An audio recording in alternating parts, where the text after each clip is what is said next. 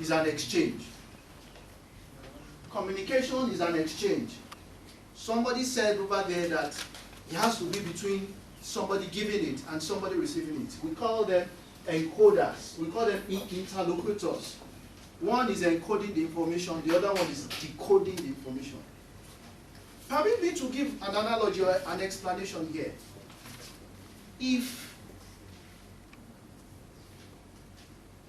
Have you met some set of people that they keep talking for hours and they have not, to you, they have not said anything?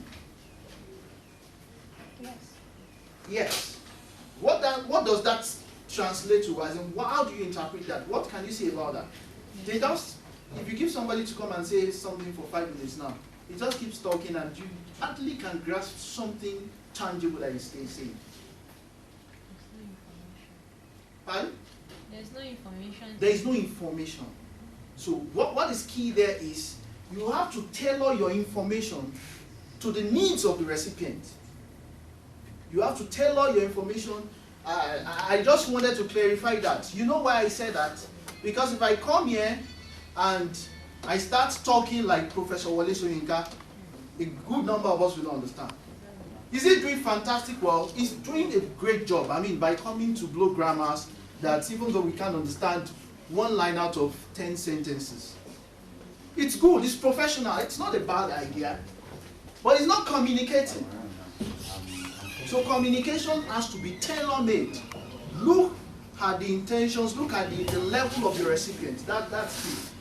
It's an exchange between two sets of people. They are called the interlocutors, the encoder and the decoders. Now research shows,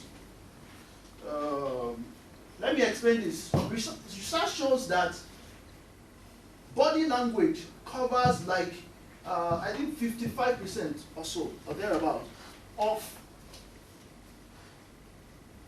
what we want to say. It explains better, more than either vocal presentation, 38% by vocal presentation, and just a very minute percentage covers the exact message that you want to pass.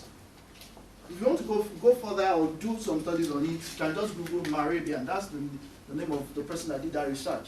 So from research work, it's been estimated that 55%, okay, I think that is 55%, 55% of body language communicates exactly what we want to do. If I stand here, the gentleman you looked at the other time, without saying anything, 55%, I mean, it's substantial. You could know this guy is bored or worried or something. That's to tell you how important or the extent to which our body language says it all. And that's the part, unfortunately, that's the part most of us miss out in communicating. So I want you to place emphasis on body language as a major and critical tool of communication while communicating. If I speak to her now, I can say one or two things. As she's seated, I can say one or two things that she's communicating to me. Without her saying anything, without her uttering any word, I can say this is what, for each and every one of us that sits across the table, that's the way it goes. So please, in respect to that, or with respect to that, let me discuss what we call common sense language. There are some set of people, I will not dwell much on this because quite a substantial level of depth of it has been discussed yesterday. But we all interpret messages. We have our own mental preferences for interpreting languages or communication. That's why I said communication is a sensory language. It is. For some people, they are very, very visual in communicating. If you cast your mind back, if you look through your childhood days, probably you are the type that your mom will never ever correct you with words. She just casts a gaze at you and you know exactly what she's saying. Those are visual people. Very, very visual people. The other set of people, they are very, very, the visual person says, seeing is believing. Let me see it. Let me see it. If you try to describe something to him, says, show me an example. Have you done something like that before? Show me an example. Let me see it. The other person is an auditory person. He understands the auditory language. And that person says, talk about it. Don't send me letters. Come. Wale, let's come. Let's talk. all these your letters, they are, they are two stories for me, they are too theoretical. What exactly do you want from me? Let me share a very typical example with you. We have had some series of programs in this year, in this organization, and some of them did not even get invites officially at all. They call you and some of them discuss it on phone, some of them they will still ask you to go and put it in writing. And that's to tell you that we have different channels of communication. The third person is very, very kinesthetic. He doesn't believe in you coming to tell him, go and do this. If you describe from today till tomorrow, he or she doesn't get it. He wants us to get on board and you show me by example. Let me make the mistake. He's a hands-on person. Let's get into work. We learn, we can fail. The type that tell you we can fail.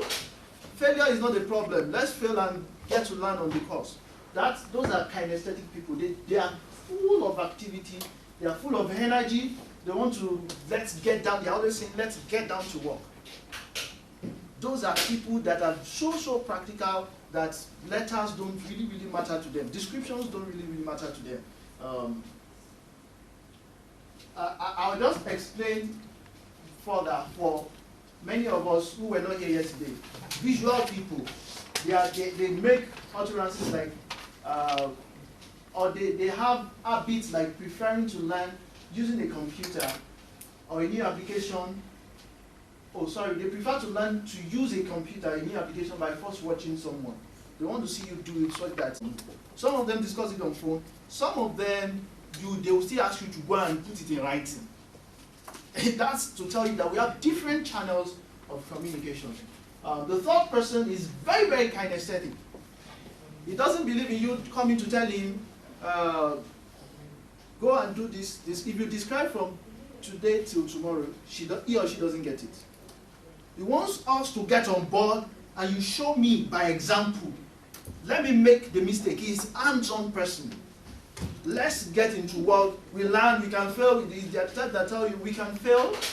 Failure is not the problem. Let's fail and get to learn on the course.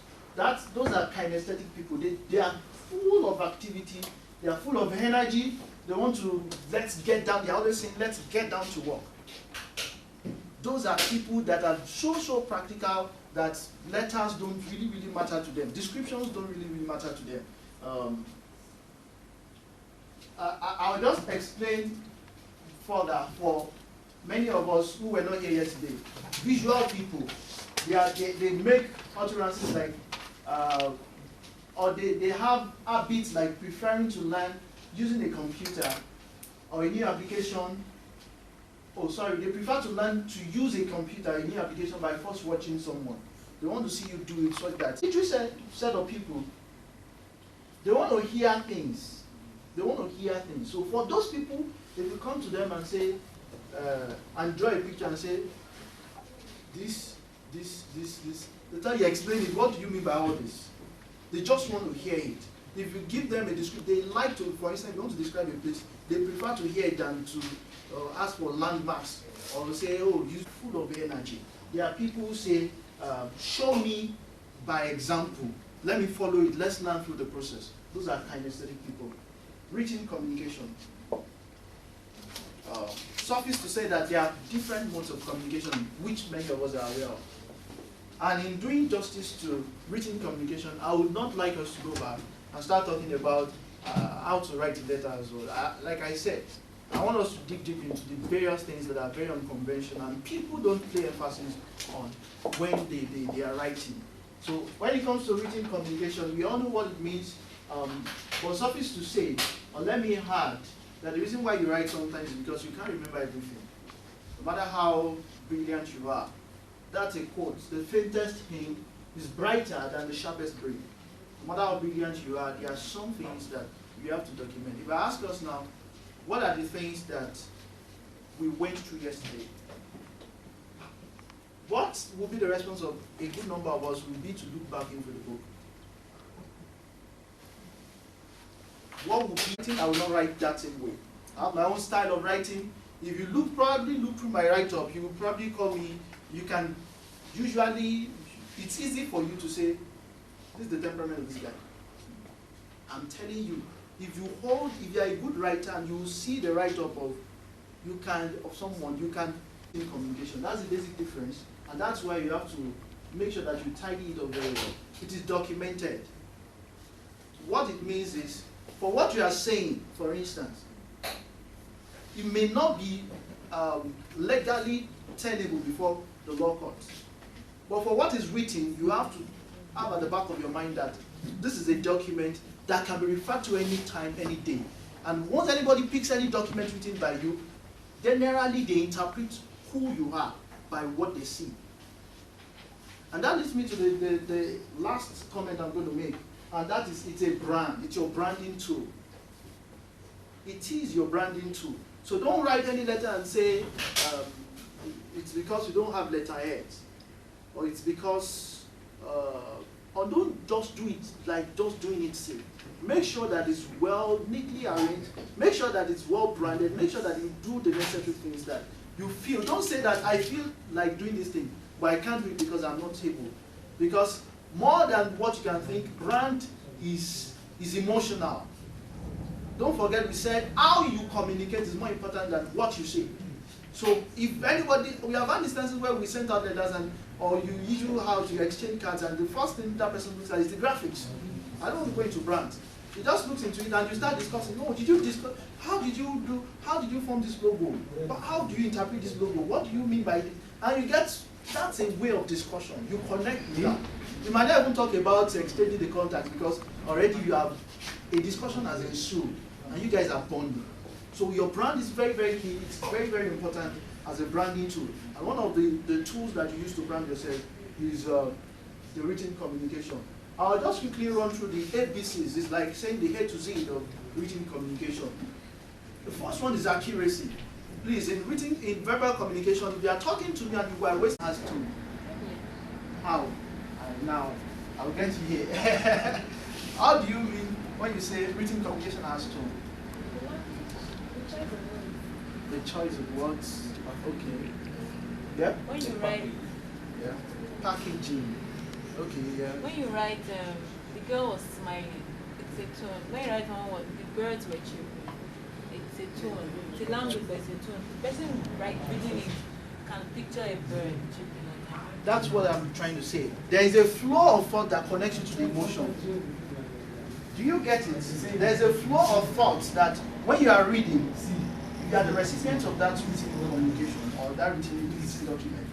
There's a flow of thought in, okay, should I sympathize? Should I be happy? That is tone. And the essence of tone in communication is to create inflections. We are creating different messages.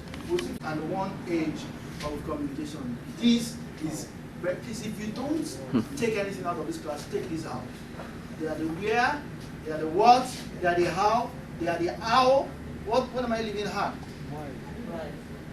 Why? Where? Why are you writing? You see, like I said, it talks about the motive. You see, what's your intention? I think this is like the easiest, what is it called? Something, or the easiest code to cram for every one of us here. The 5 W's and the 1 H. And the next is your presentation. How do you present it? Is it logically linked together? Are you smiling in the first paragraph and you are frowning in the next subsequent paragraph? There has to be a flow of thoughts, a flow of patterns. Both communication, or both perspectives of communication, either written or verbal. They talked about that accurate with brief and ease. Always be clear.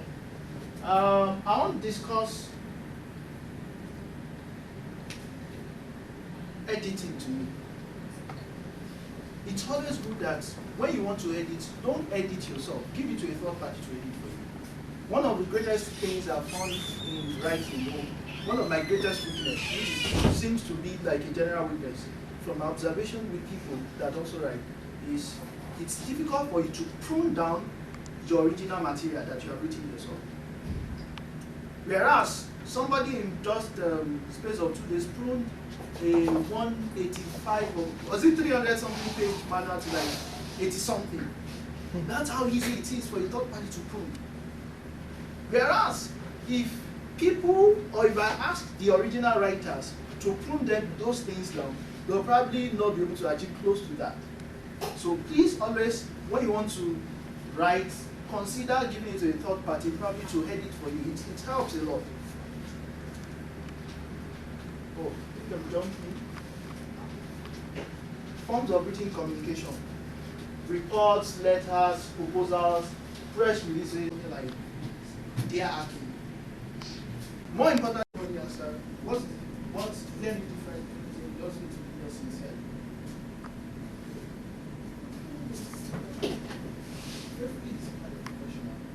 Anybody agree to that or disagree?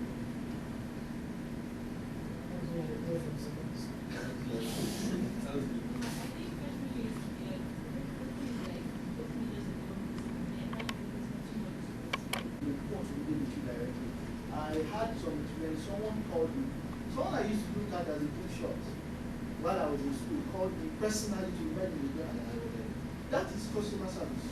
But in real sense of it, that's the way it should go. Because I took it personally and I couldn't but be in that program, my job. So please take note of these things, avoid it except it is clear, and it is clear enough, especially in formal letters. Responding, you won't respond, continue to demands that in space of 2 days, you reply on official letter, either by mail or text message or what have you. Otherwise, send an application copy. Send, they offer you an employment. I have a problem with Nigerians, or us Nigerians. When we assume silence to mean no, or sometimes we even assume silence to mean yes.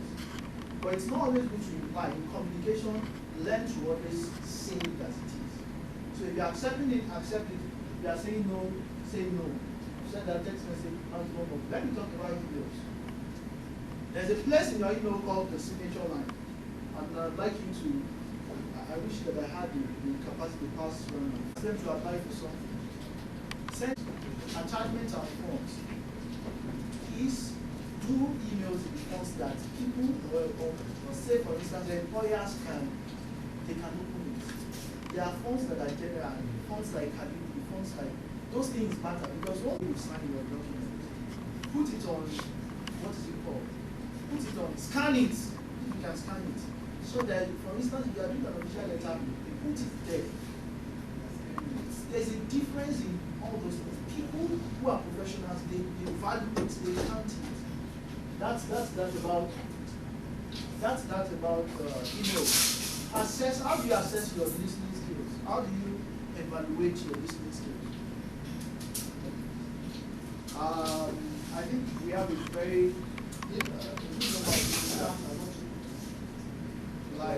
not too large class to handle.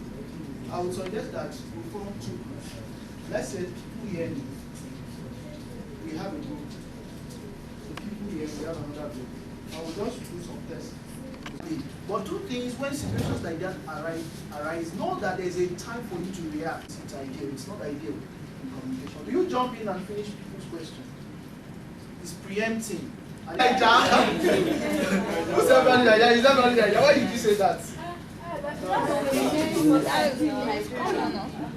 That's the way it goes. How are you? How are you too? Some people question you. Why are you asking? That is so rude.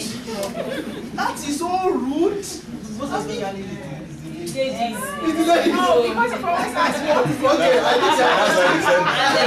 when it's personal questions.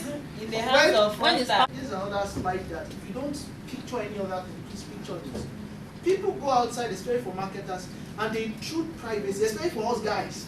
You intrude the privacy of women, you stay too close, even with bad odor, bad, you know, with mouth odor, with bad, stenching odors.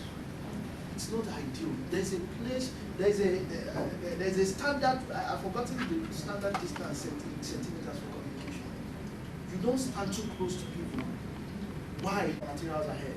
So they must have probably looked through the message and understand what but I want to look, did you merit it? Look at the brands of the document you said. Does your dressing correlate with the brands of the document you said? How much are you asking for? Can you handle it from what you have done? Can I analyze? So what you are going to do there is to market, they are going to analyze you basically on your appearance, what you say, your intellect, and a whole lot of other body languages like that. So we took it at the back of our mind that our first impression is very key. Everybody must be professionally groomed, and that is critical. Facial expression, you smile. I think for her, I can give that to her. She can break protocols by smiling. And for me, it's even helped me, especially in public speaking. Once you just, and if you have the stage fright, just come. By the time you collect the mic and you start, people are already, you have broken the ice. Probably don't know this one. There's nobody that doesn't know how to smile. I don't agree with you that there are people that don't know how to smile. They don't smile, but they can smile. But they can't. You know, you can tell me that it's not, you don't slow things down. We talk about speed. I just look, I have the time anyway. It's really rushing. I I didn't hear that anyway.